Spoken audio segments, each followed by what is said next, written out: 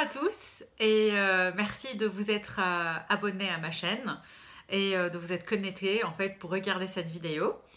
Je m'appelle Pascal, j'habite dans le sud de la France et j'ai été slivée le 11 janvier 2018. Donc ça fait 13 mois que je suis slivée et j'ai perdu 48 kilos, ce qui est énorme et je suis très contente. Si vous cliquez sur les autres vidéos, donc les vidéos que j'ai faites l'année passée, vous allez peut-être sentir une petite différence au niveau du visage. Et si vous me suivez sur les réseaux sociaux, donc Facebook et Instagram, je vous mettrai de nouveau mes coordonnées. Vous allez voir aussi, je mets beaucoup de photos avant-après. Et franchement, la différence est impressionnante. Donc même ma tante ne m'a pas reconnue en fait ce Noël quand je suis allée pour voir la famille. C'est très rigolo. Donc voilà, je me suis fait opérer. La dernière fois, en fait ça fait un petit moment que j'ai pas fait de vidéo. La dernière fois, je partais en fait pour mon rendez-vous chez la diététicienne.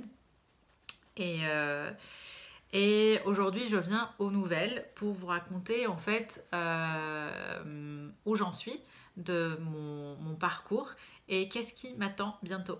Parce que comme le titre le dit, je vais me faire opérer de nouveau. Donc oui, 48 kilos de perdu. Ça laisse des cicatrices corporelles et psychologiques. Et du coup, c'est très important, je rappelle, de garder un suivi médical après l'opération. Alors quand je dis psychologique, parce que forcément en fait on change beaucoup et des fois voilà, soit on se voit toujours gros alors qu'on l'est pas. Donc moi c'est plutôt en fait à chaque fois maintenant que je mange et que je me sens pleine, donc j'ai bien mangé, je culpabilise un peu et je me sens toujours en fait grosse ou c'est surtout que je culpabilise. Voilà, je culpabilise d'avoir mangé. Et c'est quelque chose qu'il faut travailler dessus parce qu'en fait, il n'y a aucune raison de culpabiliser quand on mange.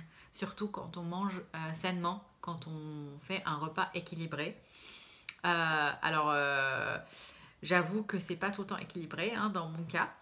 D'ailleurs, je suis maintenant dans une phase de stagnation, en fait de stabilisation, comme on dit. La diététicienne m'a dit que c'est quand même un peu tôt d'être en phase de stabilisation juste à 1 an post-sleeve. Mais voilà, c'est le cas. J'oscille en fait entre 82 et 83 kilos, en sachant que je suis partie de 130 kilos. 130 kilos avant l'opération. Après, en fait, une semaine avant l'opération, j'avais eu un régime yaourt qui m'a fait perdre 3 kilos. Donc le jour de l'opération, je faisais 127 kilos et là, je suis à 82, ce qui fait une perte totale en fait de 48 kilos, ce qui est énorme. Donc voilà pour le côté psychologique. Donc là, j'ai un rendez-vous la semaine prochaine avec la psy du département d'endocrinologie. Je ne l'ai pas vu en fait toute l'année passée. J'avais pas eu besoin. Là, c'est juste en discutant avec la diététicienne et que je lui ai dit ouais, quand je mange, quand je me sens pleine, en fait, ça me rappelle avant l'opération, comment j'étais tout le temps vraiment pleine parce que je mangeais beaucoup et ça me rappelle ça et je culpabilise. Je me dis voilà, je reviens dans les mêmes cas qu'avant et c'est pas forcément la vérité parce que non, parce que je ne reviens pas en fait, je ne mange pas autant qu'avant. Aujourd'hui, mon estomac fait la moitié presque de ce qui était avant, bon, le 2 tiers, plutôt le 1 tiers en fait, on a enlevé le 2 tiers. Et du coup, forcément, en portion, c'est beaucoup moins qu'avant. Donc voilà. Et physiquement, bah, on a la peau qui pend, donc ça c'est un changement qu'on a. Alors moi, la peau qui pend, et surtout que vous voyez, c'est surtout là. En fait, c'est pas un double menton, c'est plutôt de la peau. J'ai un peu là, j'ai surtout aussi les bras. Bon là je vous montre pas mais j'essaierai de mettre aussi des photos sur Instagram et sur Facebook toutes les zones où j'ai de la peau qui a perdu son élasticité. Mais c'est principalement les bras et l'abdomen. J'ai pas beaucoup, bon aussi les cuisses, hein, mais c'est pas très très flagrant. Les fesses un peu. Et les seins. Bah, c'est surtout les seins, au-dessus des aisselles. Il y a beaucoup de peau. On dirait en fait une chauve-souris des fois. Donc voilà. Mais bon, malgré tout ça, je me sens bien dans ma peau. Aujourd'hui, je pense pas à faire une opération plastique de ce point de vue-là, mais peut-être dans un an, je changerai d'avis, dans 2 ans. Mais aujourd'hui, je suis très bien, je revis. Je revis en fait, vraiment. Je découvre la vie avec un autre regard. Je me dis, mais j'aurais dû faire cette opération il y a très longtemps. Mais au final, je regrette pas non plus d'avoir vraiment patienté 3 ans, d'avoir pris mon temps pour bien réfléchir. Parce que c'est quand même une opération assez lourde et ce n'est pas du tout un moyen de facilité. Donc pour ceux qui pensent que c'est un moyen de facilité, alors pas du tout. C'est un outil, bien sûr, qui va nous permettre de perdre beaucoup de poids, mais il y a beaucoup de travail après. Donc c'est à nous, pour maintenir cette perte de poids, de faire attention, d'installer des bonnes habitudes, d'être plus active ou actif, de faire du sport, voilà, d'avoir une vie saine. Parce qu'avant, on n'avait vraiment pas une vie saine. Au moins moi, non, je ne bougeais pas, je ne faisais pas de sport et je mangeais très mal et en grande quantité.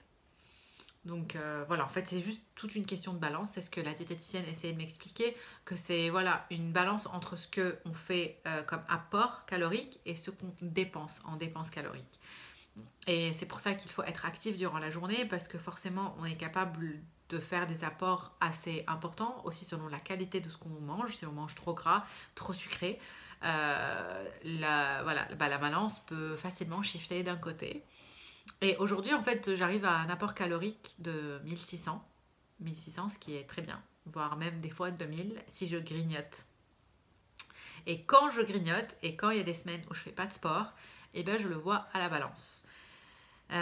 Donc je me pèse en général 2 fois par semaine, même s'il faut en fait se peser juste une fois par semaine, selon le chirurgien, mais j'y suis pas encore. Et je pense que j'en ai besoin pour vraiment rester alertée et reprendre en fait directement les bonnes habitudes. Parce que dès que je vois que j'ai pris 500 grammes ou 1 kilo, je me dis oulala, et du coup je me reprends. Donc c'est vraiment un moyen pour moi de suivre aussi mon parcours et de faire attention.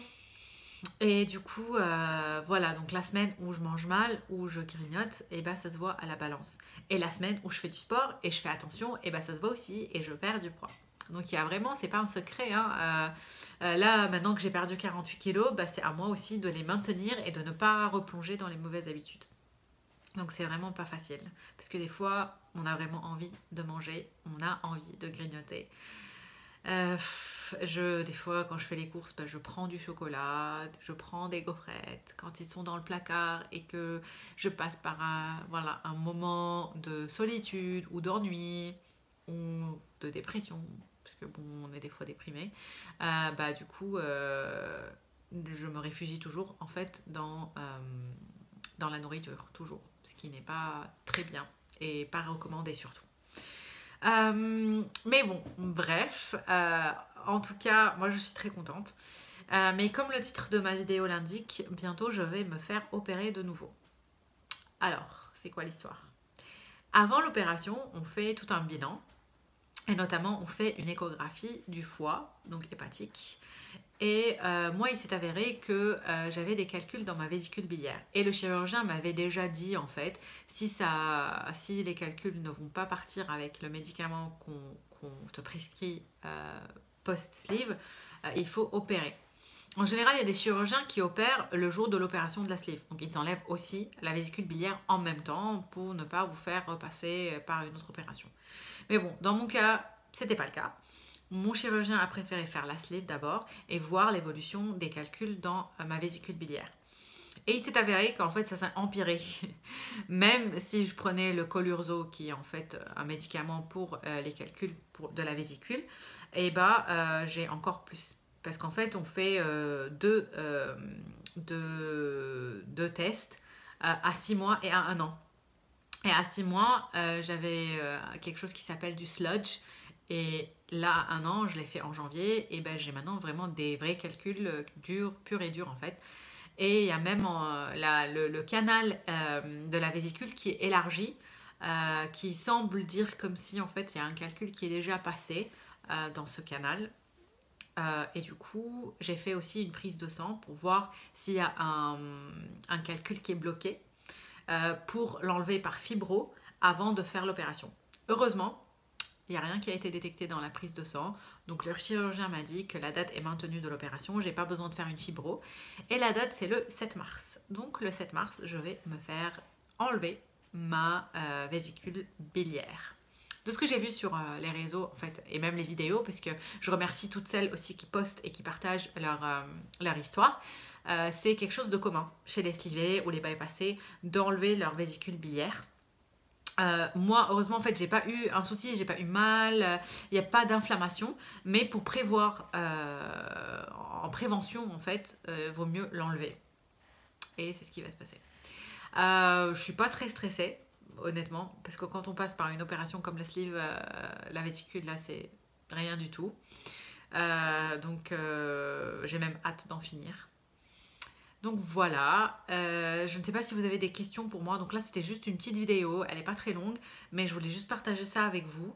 Je vous tiendrai au courant post-op de la vésicule pour vous dire si ça affectera quelque chose.